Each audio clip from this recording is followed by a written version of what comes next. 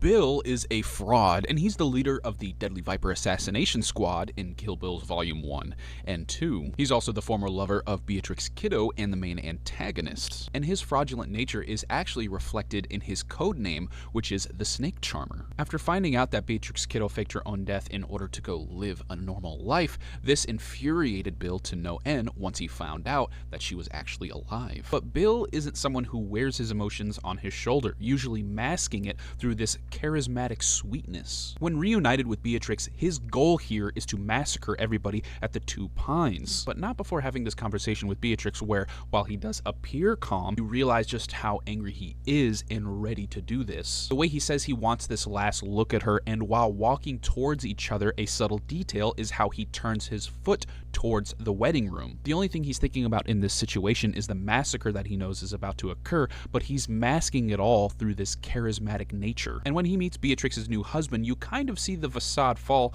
in the way that he grabs Beatrix on her neck, and also how he says that it's asking a lot of him to walk her down the aisle as her father. And you can actually see this trained fury of Bill's in the way that he slams his sword during the first scene where he explains why they won't kill Beatrix in her sleep, going on to say, "Come on home, honey," to Ellie Driver. The only time we actually see Bill be honest with himself is during his conversation with Beatrix at the very end of the volumes. And this honest, straightforward behavior is actually what Beatrix loves about him the most, saying that she is his favorite kind of person, but also calling her something that rhymes with the word punt. It's interesting that even in death, Bill the Snake Charmer was just as charming as this mask that he wore. Subscribe!